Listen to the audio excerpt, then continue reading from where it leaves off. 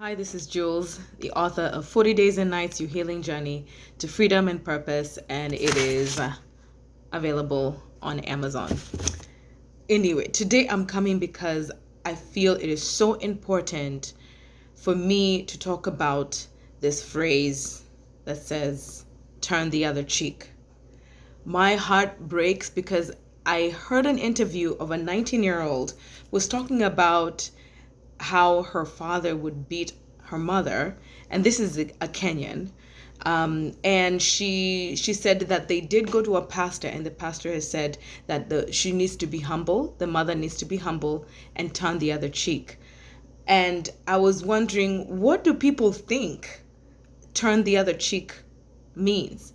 And I want you to type in the comment and let me know this verse that you've heard.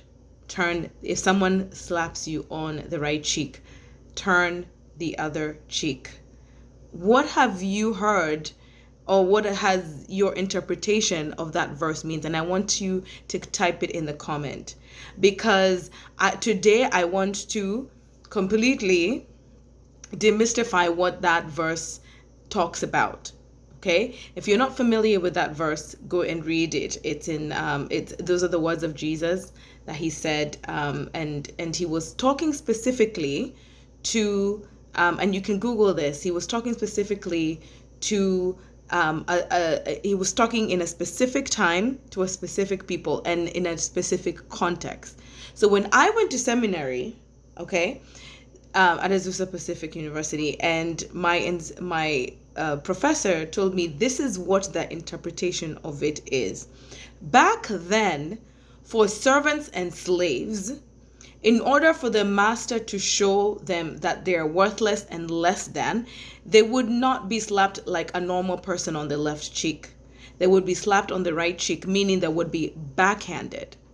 Okay, so if someone backhands you, they're showing you are less than, you are worthless, and you are not my equal. I want to show you that I won't even slap you the same that I would slap someone who is my equal. Okay, now get the context of that. All right, so if you go to a pastor and he tells you that if someone has slapped you that you should turn the other cheek, that means that you should keep getting beaten and slapped. They're misinterpreting it, because what Jesus meant in that is, what he meant was, turn the other cheek means that you talk to the other, you face the other person and tell them, no, I want you to slap me on this other cheek, on the left cheek. I am demanding that you see me as an equal. You don't treat me like I am worthless. Don't treat me like I am a nobody. I am valuable. I belong. I'm a human being. That's what you're telling them. So it's up to the person who is wanting to slap you. It's their choice whether they're going to slap you as an equal or not. Most of the time, they'll look at you and keep backhanding you to show you, no, you are less than. I will keep backhanding you. So as you can see, why this particular verse, when women, especially I'm talking about in Africa, most people in Kenya, where there's an epidemic of violence.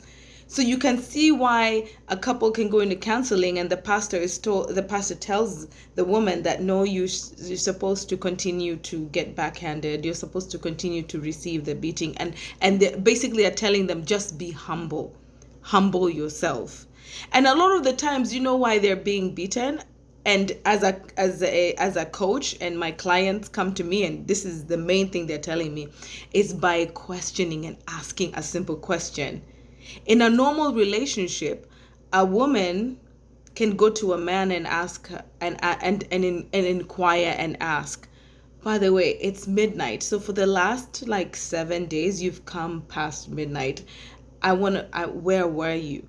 In a normal relationship, that conversation should go like, well, I've been working late in office and this is what I'm doing. It's a normal conversation. Now it's happening like here I am, I'm your wife, I'm asking for accountability, and here is a normal person, a normal guy will respond and communicate and tell you using words.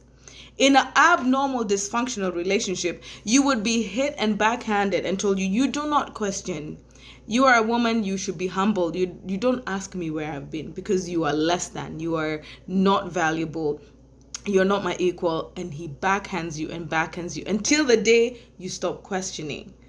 So the reason why they want to break you and break you to the point of not questioning is because they want to keep doing whatever it is that they're doing. They don't want accountability. Normal relationships have trust.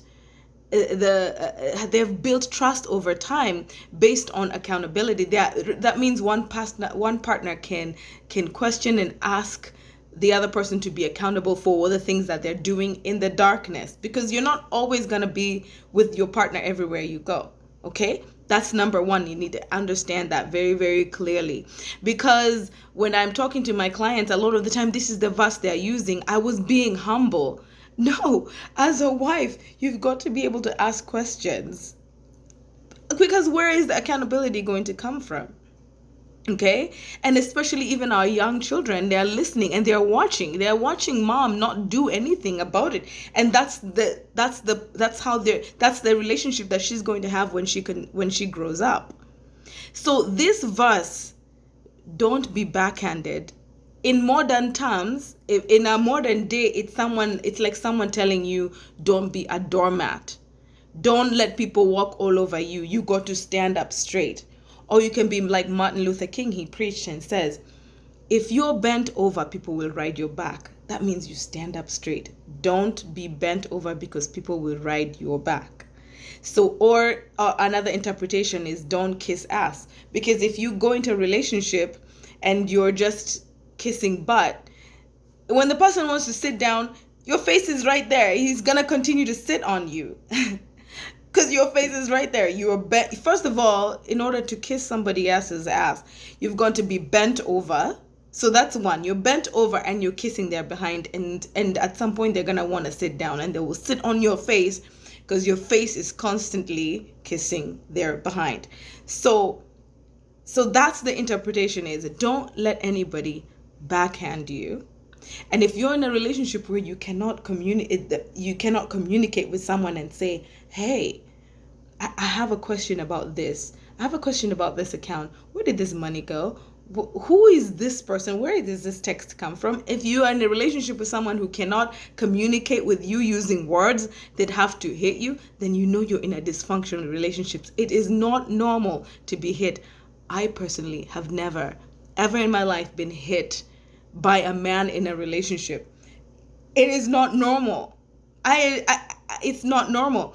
And maybe it's because I grew up with a father who communicated with me and used words. I only remember one time when I was pinched by my dad, and I was really, really young. I think I was below 6 years old, but I knew exactly what I had done, and it was like the most traumatic thing in my life. And I was like, I will be such a good girl, and I will make sure that never happens. But I knew he was disciplining me. It was a pinch, okay? But I was a kid, right?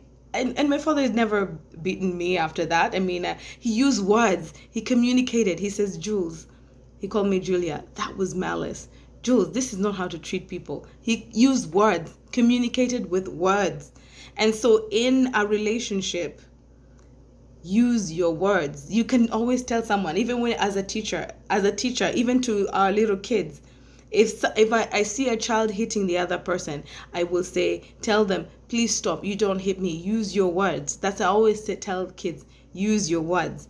And in a marriage, if you go to counseling and someone tells you need to be humble, then you need to move on to a different counselor. If you're in a church and they're telling you that verse means to be humble, to turn the other cheek, find a different pastor, because they're not into you finding freedom. They're not into you finding your value and they're not into you feeling like a human being. They want you to be oppressed. Okay? So remember, turn the other cheek means you stand up for yourself. That means he was asking servants and slaves and people who are in poverty to stand up for themselves, to see themselves as valuable, because that's how Jesus sees them. This is how Jesus sees you, that you belong, that you are valuable, and that you are loved. And so be in a relationship where someone is showing you love. Someone is showing you value and telling you how valuable you are to them, not showing you and backhanding you and showing you how invaluable you are. Like I said, there's an epidemic, especially in my country, Kenya, and around the world, of domestic violence. Now, I need you to share this video on your feed and show and tell somebody, and yeah, share with someone you know could use this message. Okay, share it on your feed, share it, and spread the word so that we could open up this conversation, first of all, because it needs to be talked about. And and if you are somebody who has finally gotten out of that relationship that was violent, there is help that you can get. You can go to resilientsouls.org, or you can find me on www.mymentor.life/Julia Muya, and the link is on my bio. Okay, my link is on my bio. And share in the comments. Comment, and I want to hear what you have to say about how this verse has been interpreted, and tell me. I want you to tell me, have you ever heard this interpretation before? Or is this your first time? Is this your first time to hear this interpretation? Because one of my clients told me, I wish I knew this is what the verse means, because she had been abused for so many years. And she's like, I wish I knew. I wish someone would have told me that this is what this verse means. And that's why I'm telling you.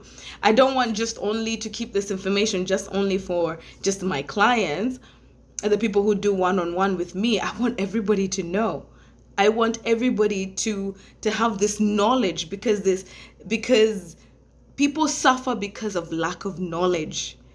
Lack of knowledge is what makes people continue to live in suffering. There's a wealth of knowledge out there. Okay?